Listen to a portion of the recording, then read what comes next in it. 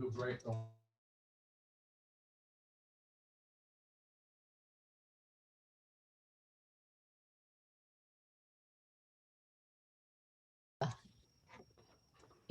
I'm sorry, I'm having a little problems with the settings here. We're going to be exploring the weekly Torah portion with commentary from Rabbi Nachman and others. And the idea is to go deep into the Torah portion from the psycho-spiritual viewpoint. Can everybody see me okay? Can somebody just tell me if they can see me? Yes? Okay, good, because I can't see myself. Okay. So anyway, this is not the parsha I would have chosen to begin on, but I'm not in charge. Hashem's in charge. So the parsha that we're going to be working on today is a double parsha, Tazria-Metzora. And in these parshas, we deal with the concept of Saras or Tzaarat. And this gets mistranslated leprosy. And I want to be clear that this is not leprosy. It's a spiritual affliction, a physical affliction from a spiritual cause, and we're going to talk about it. So why do these parsha come up at this time? So we're counting the Omer at this time, and today also happens to be Rosh Chodesh Iyar, the second day of Rosh Chodesh Iyar. So Chodesh Tov, everyone. And what we have to understand is that Hashem, his greatness is so beyond our understanding that the idea is that when any confluence of events occurs, it's never a coincidence. There are no coincidences. I'm going to try to mute someone because we're hearing noises. Okay. There are no coincidences in our world. There's only Hashem's hand. And even though we're not always conscious of it, the idea is to call this to mind. So what are we doing during this time of year? And why are we learning these parshiot this time of year? So first of all, we're counting the Omer, and this is a time where we are going day by day by day for 49 days, leading up to the 50th day, which is Shavuot, in which we are going to be pure enough to accept the Torah. We're going to receive the Torah all over again. So Shavuot, is a Yom Tov on which, number one, we commemorate Matan Torah, the receiving of the Torah, and number two, we are also receiving the Torah all over again. And so, excuse me. And so because we're receiving the Torah all over again, we have to be prepared for that. So that's what we're doing as part of the process of Sefirat HaOmer. We are purifying ourselves. So you notice, for those of you who count, each day is associated with a sephira and an aspect of that sephira, which is defined by another sephira, okay? In other words, a midah, a characteristic, a personality trait. And there are many, many little books out there and blogs and websites that seek to take these terms and to put them into terms in which we can understand mentally, emotionally, and we can work on these through this idea of counting the Omer. Now, in reality and in practice, at the level that we're at, this is actually not so easy, because fixing all these midot takes a lot of work, a lot of time, a lot of effort, and a lot of insight and wisdom. However, what we can do during this time is work on one midah, one attribute, and we can work on it enough to make a dent in our resistance to bringing about our own rectification and own tikkun. So that's number one. That's what's going on with the parsha. I mean, with this time of year. The next thing that's going on with these two parshiot is ER. We are in the month of ER, and you may have noticed that ER takes up the bulk of Sefirat HaOmer. So previously, we had a couple of weeks in Nisan, post-Pesach, in which we worked on the attributes of chesed, which is loving kindness, and gevura, which is restraint and strength and judgment. And ER began for us the midah of Tiferet. This is the midah called beauty and harmony. And what it is a connection of chesed and gevura together.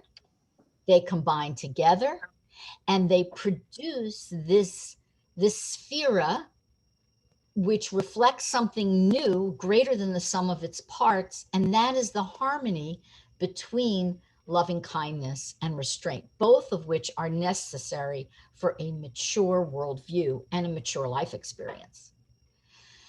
There's another thing going on at this time of year, which also ties into the parsha, and that is Pirkei Avot. Pirkei Avot, the ethics of the fathers, is how it's translated, is an important sefer that we start learning from the Shabbat after Pesach through the summer months. And this book, if you just read the words, it is a Musar sefer. And what it does is it kind of scolds us in a way into improving our ways. However, we have so much beautiful commentary and insights from the Hasidic masters that we can actually tap into the uplifting power of Pirkei Avot, which again, we've begun at this time. The reason we begin at this time is because as the summer months come in, and the light comes in, the sun comes in, we relax. And it's very easy to relax away into too much relaxation. So Hashem, in his wisdom, and our Chazal and their wisdom gave us Pirkei Avot to learn. So all of these events combine with the parshiot of this time. Of course, we could always look at the parsha through the lens of the news, through the lens of world events, and maybe here and there over the course of this series we'll do that. But for now, I want to speak about why we're focused on Tazria-Metzora, the concept of Tzaarat, the concept of what's mistakenly translated as leprosy. So in the previous parsha Shemini, we weren't in the class yet, but we learned about the laws of kashrut, and we also learned about, towards the tail end of Shemini, the laws of purity and impurity as they relate to animals. Tazria begins with helping us understand the other aspect of what we do with our mouth. We do two things with our mouth. We eat and we speak. And Tazria invites us to take a look at the consequences during biblical times, but still very relevant today, of how we use our mouth, just as Shemini did for kashrut. And it's intimately tied up with the laws of purity and impurity. As Jews, one of our requirements is to remember that we're holy and we're separate. And of course, you can look in the mirror and go, what's so holy about me? What's so separate about me? It may not be apparent always. However, the Torah tells us so. We are a holy nation, and we have a special mission to understand that even though we can appreciate the rest of the world and appreciate the other nations, our job is a little bit different. Our job is to refine ourselves and to perfect this world. So Rabbi Shimon Bar Yochai of the Zohar also is a major commentator in the Gemara and the Talmud. And he said that if he were at Matan Torah, he would have asked Hashem to please give us another mouth so that we wouldn't mix up our mouth that we use for Torah with the same mouth we eat with and we talk about business and other mundane matters. Okay, he wasn't even addressing using our mouth for negative things, but just everyday things. He said, how can we mix that up with Torah? But Rabbi Shimon thought about it and said afterwards, you know what? I take that back.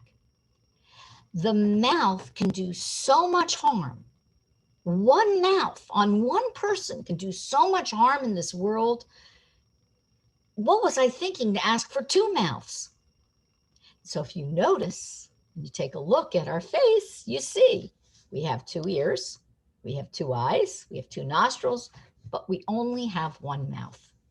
And this draws attention to the mouth, which is related to parsha Shemini and now the double parsha of Tazria-Metzora. So what's going on in Tazria and Metzora? So what happens in this parsha is we're given some laws in the beginning. The first law is of a woman giving birth and the rites of purification she has to undergo after giving birth. The second law is very simple. All boys, all male infants must have a bris milah, must be circumcised on the 8th day of life. Okay. Then it goes into the laws of Tzaarat, which is a supernatural or above nature plague, blemish that is given to it can appear on either the walls of a person's home, on their clothing, or on the person themselves. Okay. And then it describes what these tzarats look like. And what happens is once a person recognizes that they have this, they come and they call the Kohen, and the Kohen comes and he assesses whether or not it's tameh or tahor, whether it's impure or pure. If it's impure, if it really is saras, if it's on the walls of his home and clothes, there are slightly different rules. I'm just going to deal with the ones that appear on the skin. Then the person has to go into quarantine. If it's on garment or home, they must be removed or destroyed. So this is the beginning of this concept. So we're going to go back to the second part of the parsha I mentioned, which is all male infants must have a bris milah. And I'm going to tell you a Midrash about this. And as we begin this new series, I hope you will bear with me as I kind of develop the format as we go along. So you are the guinea rodents for today. And hopefully within a few weeks, we will have a format. I've toyed with different things about how to do this. We have a very diverse group. So I'm also open to suggestions. So if you have a suggestion, you can email me or text me. Okay. So all male infants have a bris milah, which is tied in again to the laws of purity and impurity. So Rabbi Akiva spoke with the Roman emperor, Turnus Rufus, and he called him over. He wanted to teach him something. And he said, whose acts are greater, man's or God's? And Turnus Rufus was very shocked. And he said, you're a religious man. You're a Jew. Of course, God's acts are greater. And Rabbi Akiva said, not necessarily. Let me explain why. He said, for example, He said, when a person is born, when a baby is born, Hashem didn't create the world perfect that the baby would just pop out. The baby's attached by an umbilical cord. And the human being's job is to snip that umbilical cord in order to allow the child to live on its own, independently, and grow up. And so Turnus Rufus was like, okay, so what? And so Rabbi Akiva said, so it's the same with bris milah, with brit milah. When a baby is born, when a baby boy is born, our job given to us by Hashem is to circumcise that infant as a method of perfecting that child. That's the first step, first point in a baby boy's life in which free will is really coming into play. A parent decides, I'm going to give my child a bris. They're going to be part of the holy Jewish nation. And I'm exercising my free will to do this. And the child has a mark, so to speak, on them, a sign of free will. They understand that they're coming into this world to work together with Hashem, to do something with Hashem. No, nothing is perfect yet. So Rabbi Akiva also gave us a beautiful mashal. He says that it's just like wheat. We have to plant the wheat. We have to water the wheat. We have to chop down the wheat, harvest the wheat. We have to shake out the chaff, separate it from the grain. We have to grind the wheat. We have to mix it with water and starter, and we have to knead it, and then we get bread. Hashem just gave us the kernel of wheat and the earth in which to plant it. And that is what a Jew does in this world. And that is the meaning, so to speak, behind the bris milah. The job of the bris milah, the job of the parent, is to give the child that bris because it represents free will. Now, Reb Nosson explains that, and this is important, and I just have to find it.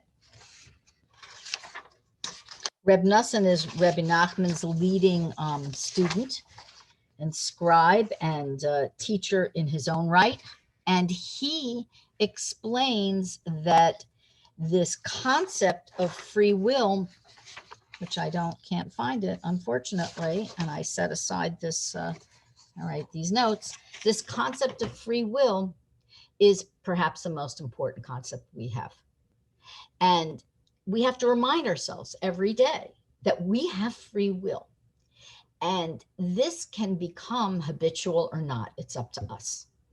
So Rabbi Nachman suggests we wake up in the morning and we start thinking about the purpose, the ultimate purpose of life, the second we wake up, after we say Modani, after we thank Hashem for waking us up.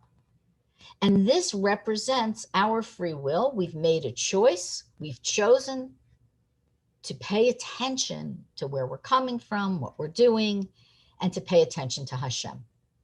Okay, we have another, somebody signing in. And to pay attention to Hashem and to our choice as a Jew. And this concept of free will is furthermore related to this entire parsha and really to the whole Torah, in that we have the option to choose or not to choose. We can choose good or we can choose the opposite. And this is really where our personal power comes in. I'm sorry, I just have to mute someone. Hold on. This is where our personal power comes in. And this idea is that there are consequences of not exercising our free will and just sort of stumbling through our life and letting things happen. And the consequences aren't so comforting, because we're going to stumble, as Pirkei Avot says, we're going to end up by not making this proactive choice, or Pirkei Avot implies, we're going to end up stumbling into situations where We're just allowing things to happen, and that's not really an option at all. This is like Switzerland. We can't be neutral, okay? Because when you're neutral, you always end up on the side of evil, okay? As we know, I'm just using Switzerland as an example. Sorry for anybody who's Swiss. So, but it's a very real example about what happened in World War II. And it's, we have another example. We have the example of being passive. This is also not necessarily a Jewish trait. Sometimes we have to accept something that happens to us personally. It's true. But at the same time, we must always be conscious of our ability to choose. So Mahatma Gandhi famously said that it would have been better. I really hate to repeat these words. They're very disturbing, but he said it would have been better if the Jews had just accepted what was happening in World War II and passively accepted it. So that is obviously the height of evil, okay? We are not supposed to just passively accept evil. We must make choices. That being said, Rabbi Nachman tells us again and again and again that the kinds of choices we make are going to be limited by our Chachma, Bina, and Das, and limited by how much we've internalized the Torah. So the choices you're going to make today, whether you're choosing between good and evil or something not quite that dramatic, something that's just going to bring you a little bit closer to the path or something that's going to take you a little bit farther away, those choices are going to be completely different than the choices a month from now. And your ability to choose will be different. So you may have the same scenario today that you had a year ago, and the choices that you make today will have a different, at the very least, a slightly different quality to them, different reasons, even if it's the same choice. I don't know if everybody can, I'm sorry, people keep clicking in and it's a little bit difficult. Okay. Let me just, okay. So anyway, this idea is really about understanding what our power is and the consequences of not choosing from the best part of ourselves. Today, we don't have consequences that we had in the times of Torah. We do not have visible Saras, okay? What we do have, though, is one thing we can look at and understand is that when something goes awry, it's a message to us to pay attention. It may be a message to do out and out tshuva and return to Hashem if something goes awry, but at the very, very least, we know it's a message to pay attention.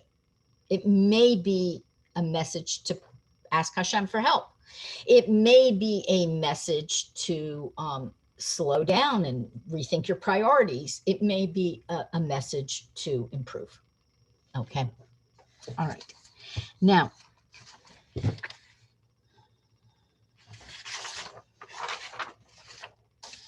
okay.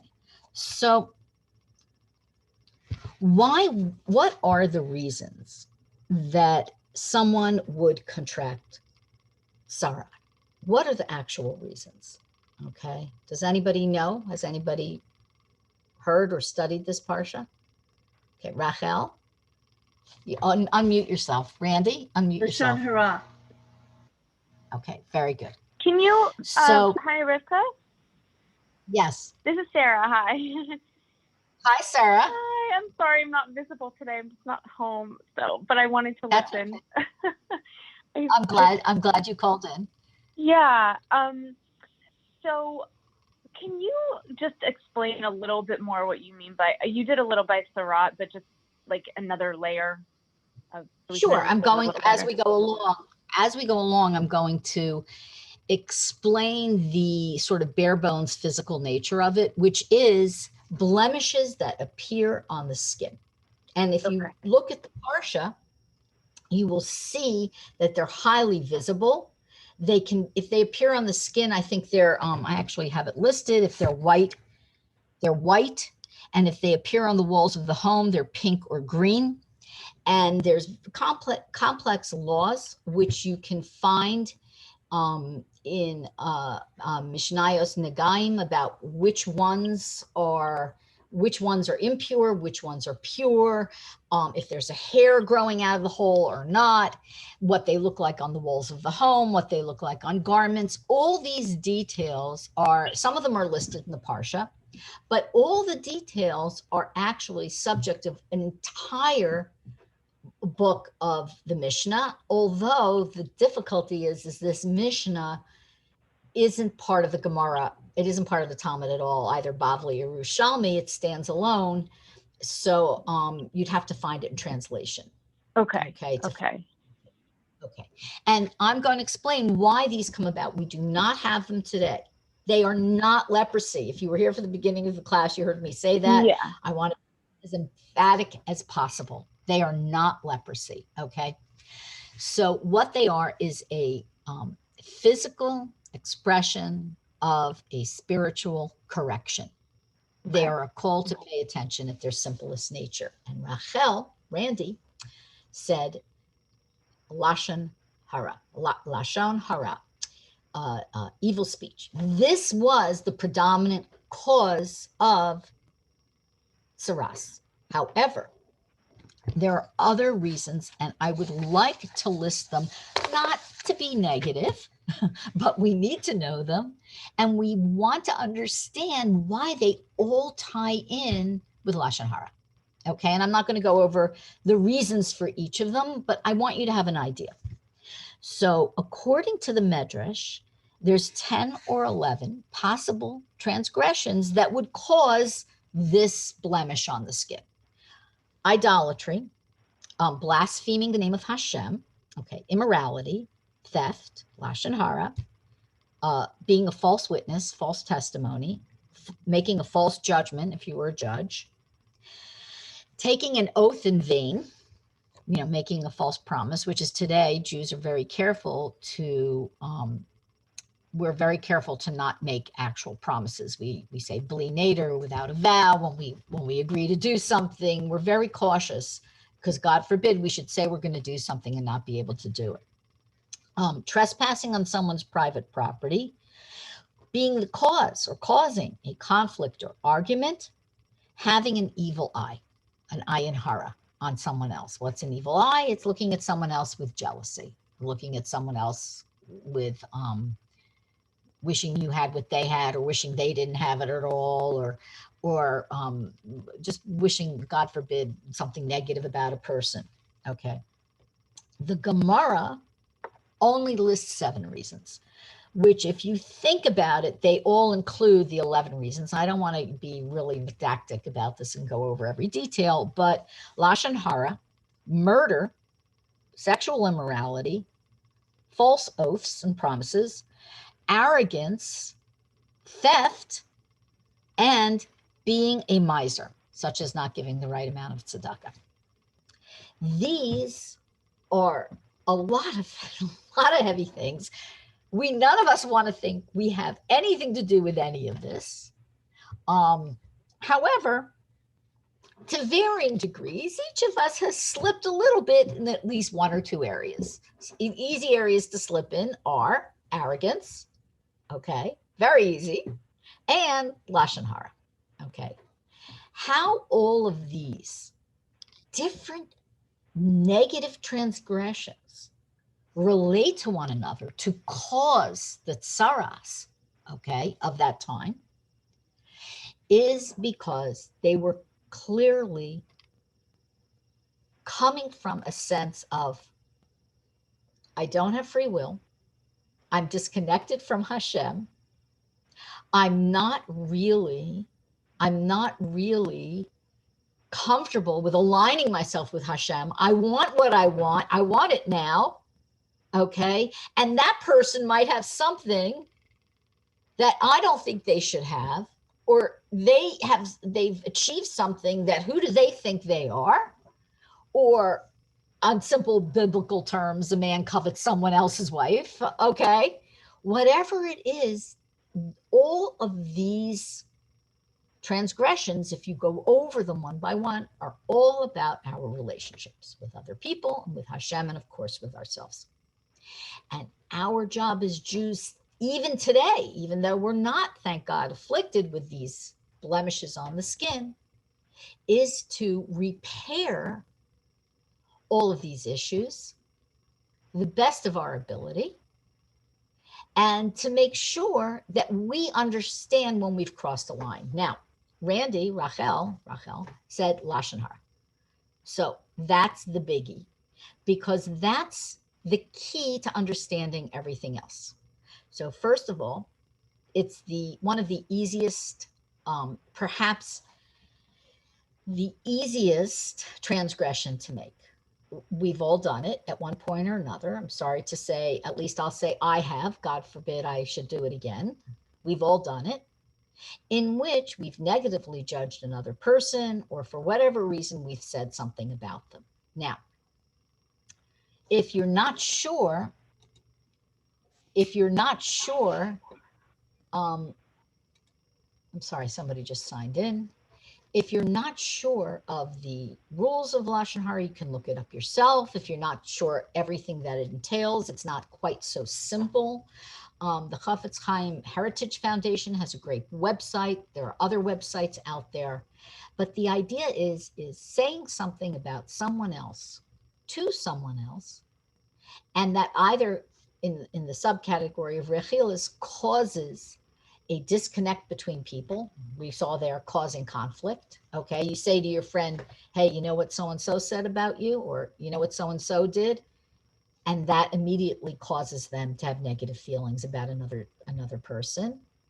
Okay, or you say something true about another person that, even though it's true, it can cause dissent or can cause a negative point of view. What do I mean? So the example given, and Rabbi Nachman also discusses this, and we're going to get into his thoughts on this in a moment.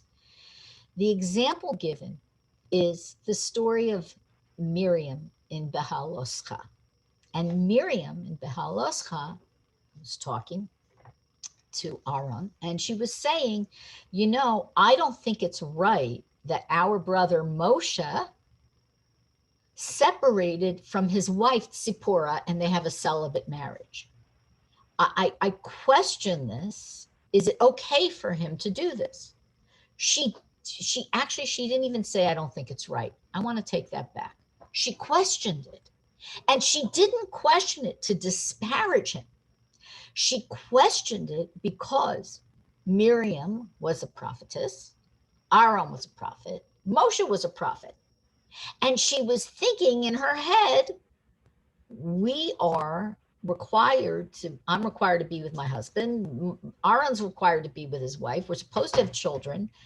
Maybe Moshe doesn't understand this. And in truth, Moshe did understand it. Moshe Rabbeinu was at such a high level of prophecy.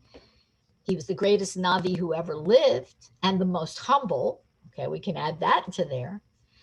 That her words, the saying this negative about him, caused a judgment to be rendered against her. She was also a tzaddikus. She was a female tzaddik, a totally righteous woman. And yet she immediately had to face what the effects were of Saras, which was to be, this is the next part, quarantined, set apart from the Jewish people. For usually it's a minimum of 7 days. And she was required, because she spoke Lashon Hara, to be set apart. But when we think about it, what did she say that was so terrible? So Lashon Hara is sometimes contextual, and sometimes it's dependent on the level of the person saying it and the level of the person listening.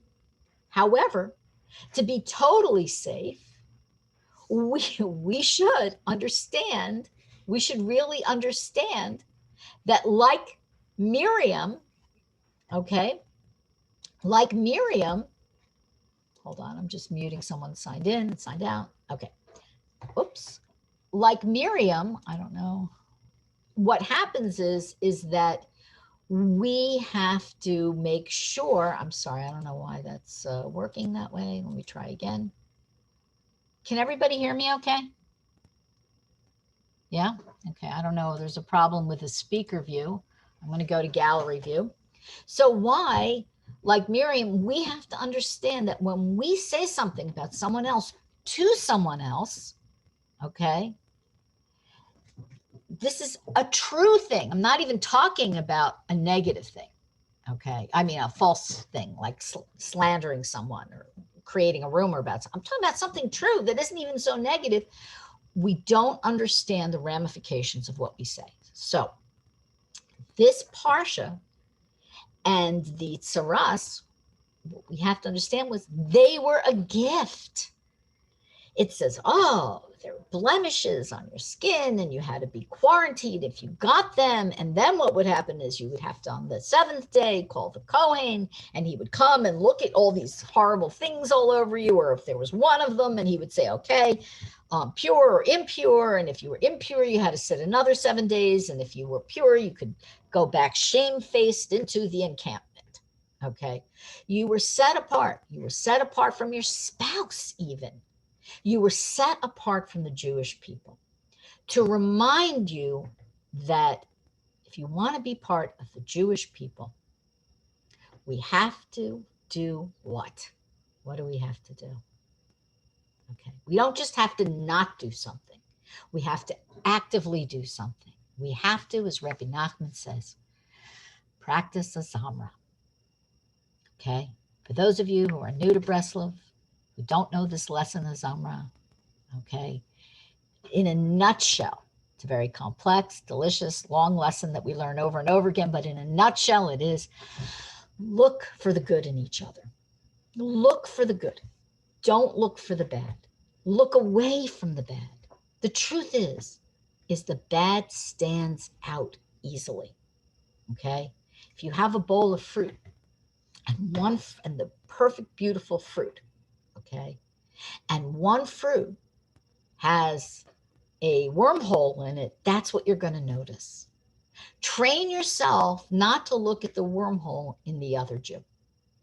Only look at the good so that you won't be tempted to think, feel, or God forbid, speak negative about another Jew.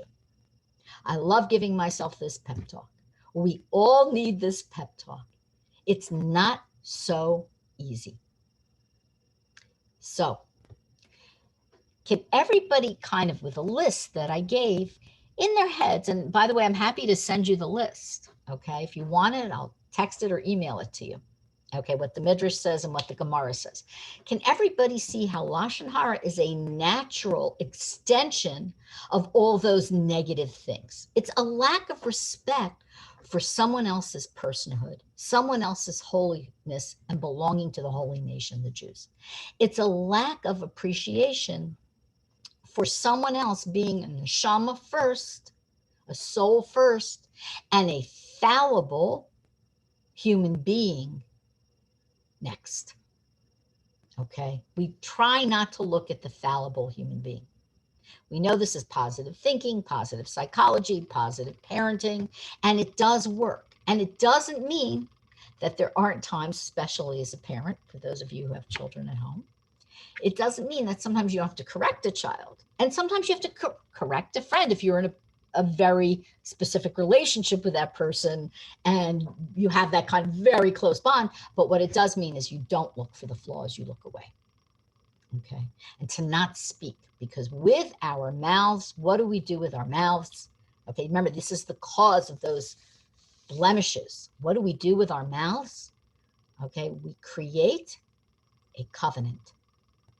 We create. So we go back to this idea of saying bli neder, without a vow, when we agree to do something for someone. Or when we say we have a plan in the future, we say, Yimir to Hashem, God willing, okay? God willing, because our mouths create. Just as Hashem created the world, the universe, everything, all of creation with his words. He gave us a little slice of that power. We create with our words. When we say something negative, or even that can be interpreted as negative, we've kind of misused. Hold on one second. I don't know, somebody signed in, somebody signed out. I don't know what's going on. It's very hard for me to do this. Next time I'm going to ask one of you to please help me admit people and not admit people. Okay. So where does this come from? A covenant is made with the lips. This comes from the Talmud. Okay. That's where it is. So it's a Torah precept, the oral Torah, but it's a Torah precept.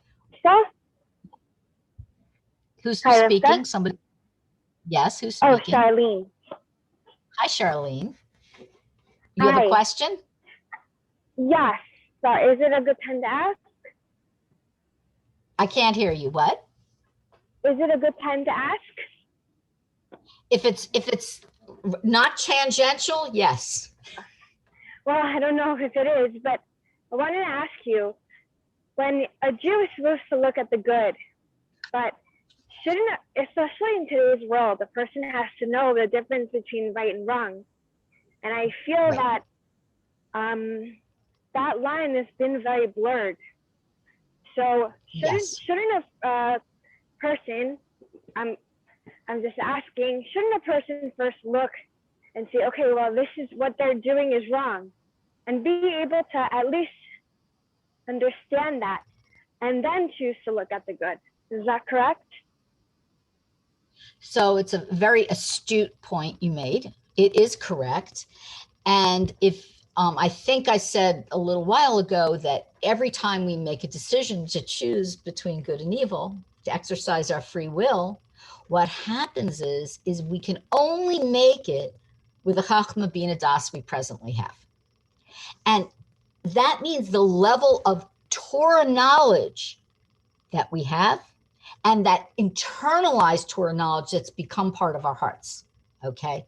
We have to make that decision, whatever it is, to look for the good and to distinguish between good and evil only through a Torah lens, because that lens, which, by the way, isn't so simple. We're all going to, God willing, we're all going to spend our whole lifetimes learning how to use that particular telescope, okay, the telescope of Torah. We're all going to be learning how to use it, and nobody's ever going to be 100%, okay? Not in this lifetime. What our obligation is to learn more and more and more and more, so that we can distinguish between good and evil, so that we can learn how to choose, okay? And Charlene, even one of the tests is that Rabbi Nachman says you can look at yourself previously, and the main choice we make in life are choices that involve returning to Hashem, moving towards Hashem, moving back to our true source and the source of ourselves, and that connection that we have as an neshama, totally connected to Hashem. That's where we all want to be. And we're at varying points on the spectrum. We can only compare ourselves to ourselves. Okay, we do have the tzaddikim to look at and go, oh, wow, you know, that's a great role model, but we can only compare ourselves to ourselves. And the idea is to understand that what you chose, what you're choosing now, may be right for right now, but maybe not for next year, okay? And the choices that a tzaddik makes, a tzaddik's held to a higher standard. So what Miriam said about Moshe may not have been so terrible. I mean, may not have been so terrible if you or I said it, but Miriam was only judged in terms of who Miriam was at that point in time. And that's how it is for each of us. And that, on the one hand, is a big task, because we're always obligated to grow. On the other hand, it lets us off the hook in a nice way. We can all breathe a sigh of relief, because what we don't know, yes, we're obligated to learn, but what we truly don't know, we're not really held accountable for what we truly don't know, unless we reject, of course, the learning and the future learning. that's going to come about. So as usual, Charlene, your point was like, you always have this beautiful way of just finding this instant connection that expresses what's probably on a lot of people's minds. So I appreciate it. Okay. So can I add a little bit? Yes, sure, Sarah. Yeah, so it's interesting what Charlene asked, because it reminds me of what I was wondering, kind of in conjunction with what she was saying. Basically, there's just this mental human tendency. I don't know if it's, I guess everything's from Hashem, that we remember the bad, we remember what needs to be corrected, we remember what's difficult more than the good. So someone could say 10 nice things about you, but that one thing they said is what you remember and you forget everything else. So how does that work into this? Or is that just this challenge Hashem gave us? So again, you're right. I mean, that's a given. We tend to see this, and just in the same way a little boy has a bris, we want to, it says in the times of Mashiach, our heart will have a bris milah. Our heart will become revealed fully, and the dross will be pushed away. And so we have to, in a way, renew our covenant, renew our bris, renew our connection to Hashem by consciously choosing to look at the good. This is the key to getting rid of every single thing on that list that I read from the Gemara and the Midrash. Okay, so you're right. And again, a Zamra is, if you haven't learned the Zamra, I recommend you do. Text me. I'll send you links to it. We'll do a class on it. Maybe I'll do a phone class on it. Maybe next week. The phone class tomorrow ends with the subject we're doing, so maybe we'll do that. And this idea is that this lesson, we can't just learn it once. If intellectually you say, I learned it already, I don't need to hear it again, you haven't learned it. Okay, because Rabbi Nachman and Rabbi Nassan and other tzaddikim who have their own approaches to this issue say, you have to learn this always, again and again and again, to the point where you're carrying it around with you and it becomes a part of you. And it can't become rote, because you will always be tested. You will always be shown things for the level you're at today. Okay. And it's hard to conceive of a greater level. We can only conceive of the level we were at yesterday. We can't conceive of the level we're at tomorrow. We can look at a tzaddik, and if you're at maybe a point back somewhere else, you could say, well, what's so great about him? Because we can't conceive of it. We have to really train ourselves, just as we have to train ourselves to look for the tzaddik in every Jew, because the Torah says, Hashem says, my people are all tzaddikim. My people are all righteous. Okay. And Hashem wants us to use him as a role model. Now, of course, I can't believe it's 1:22 already. And I thought I didn't prepare enough, and I haven't even gotten through the first page. So, all right. So, but I want to return to a little bit of something Rabbi Nachman says. There's really so much here. I want to choose something, and I think what I want to choose is this concept of. I think what I have to do next time is how I read over the parsha, the basic things of the parsha. I have to do that a little slower and in one piece, and then go back. I'm not sure I did it this time. But what I want to talk about now is this concept of the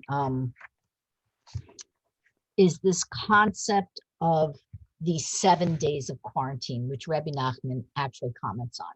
Okay, and we just leading from Miriam into this point, because she was quarantined for 7 days. This tzaddikus, beyond this prophetess, okay, the greatest prophetess we can't even imagine, and she was quarantined.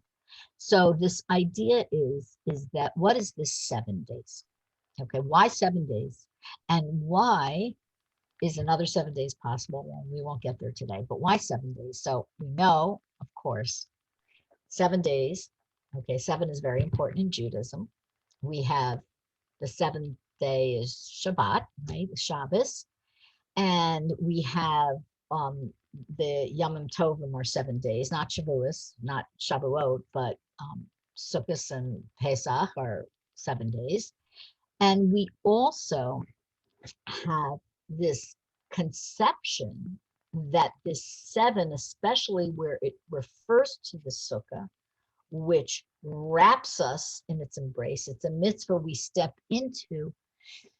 The 7 corresponding to that is a correspondence relating to this concept called Mochin Hagadlus, the transcendent intellect. Okay, there's Mochin Katnus, which is a constricted intellect, and Mochin Gadlus, which is a transcendent intellect. And you can call them big mind and small mind. Much of the average human being's life is the small mind, the regular everyday intellect. However, we have these moments where we're connecting to Hashem through prayer, through Hipodadut, through praying out of the Siddur, just got through the beautiful Seder. I always feel very big-minded at the Seder, expansive. We have these moments in life where we are able to get glimpses of this transcendent intellect. And those moments come with a certain changing of our midot. Okay, what is this change? So Rabbi Nachman explains that the face is a menorah. A menorah, like the menorah in the Beit HaMikdash, in the Holy Temple in Jerusalem, okay, had 7 branches. The menorah for Hanukkah has 8. That's something else. The menorah in the Beit HaMikdash had 7 branches, okay? And these 7 branches correspond to what we started off with: the 2 ears, the 2 eyes, the 2 nostrils, and the 1 mouth. And when we sanctify the jobs that all these orifices do, they become lit lamps. Okay, the lamps of the menorah. We turn our face into a glowing menorah. Okay, I'm simplifying a complicated lesson, but it's a point to take with us today. And so when we choose to listen to holy words, to good words, to uplifting music that brings us closer to Hashem, when we listen to prayer and so on, okay, we sanctify our ears. When we look for the good in other people, we're sanctifying our eyes. When we avert ourselves from looking at anything negative, whether that's negative in another person or profanity or anything like that, we're sanctifying our eyes. Okay. The nose is af, and af is another word for anger. When we breathe in the breath of patience, we're sanctifying our nostrils, our nose. When we take a deep breath and count to 10, as the saying goes, we are sanctifying our nose. We're not expressing our anger. Okay, there's other things associated with these openings. And with our mouth, when we're doing, as the previous parsha Shemini, as we started off with, eating something kosher, making a bracha on our kosher food and eating with dignity and not worshiping our food, okay, but eating with dignity and awareness of what we're doing, we're sanctifying our mouth one way. And when we speak words of Torah, or even in the mundane, we speak kindly and respectfully, we're sanctifying our mouth. And the 7 days of that quarantine can be compared to the 7 openings, we can work on an opening a day or whatever opening we need to for 7 days. And this lights the menorah up of our face. And if you've ever seen a tzaddik, if you've ever had that privilege to see a tzaddik, you can see their faces lit up. They glow. Mainly because they only see the good in another Jew. They certainly would never speak anything but good. Okay. I think we're going to end it here for today, unless there are any questions before we wrap up. Nope. Okay. Hi, Chaya, it's Doris. How Hi, are Doris. you? I have one question. Sure. These 7 openings, Yeah. they're related to the lower 7 sphero where we can make correction? Yes or no? There's a relationship. I don't know if it's causal or specific, but we can make corrections in all the sphero actually, but we're working on the 7 lower ones right now. And if you were at the beginning of the class, I think I mentioned that in practical terms, we kind of can only really work on one issue at a time. Someone else's phone is on. I'm gonna mute people. So we can only really practically work one thing at a time. And I think that the clue to us is that we have a whole bunch of parshiot on the mouth. I mean, 3 in a row. So my personal thing that I'm working on for my whole life is my mouth and what I say with it and how to say good and to not complain and to not complain about this or that and so on and so forth. So now would be the time we do the very real work, and how we work on it, okay, isn't to just in a vacuum, this amorphous kind of I'm only going to do good, say good, and so on. Okay, it's actually kind of hard to just do without knowing the boundaries of that. We're going to study how to do it. And again, I mentioned before, the Chafetz Chaim Heritage Foundation is a great website, a great organization. They have all the lists of how to go about doing it. There it is. Okay, so Rachel, I didn't even have to see whose video it was. Rachel, Randy, she has a book, one of their forum, which they have so much in so many languages, especially English. So, so first of all, yeah, you have another question? Do you hear me? No? Chaya Rivka? I hear you. Oh, hello. good. Shalom Aleichem. I love the part that you were saying now, that the 7 things associates with our eyes and nose and mouth. And is there any way that I can have that on a piece of paper, or just this part to just every day look at it?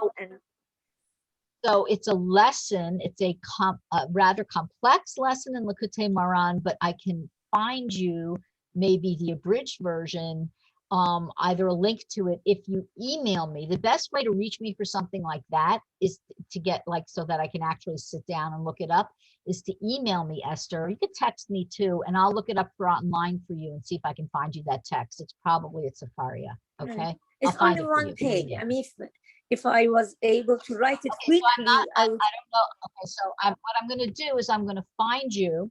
What I'm going to do is I'm going to find you what I can in as short a version as possible.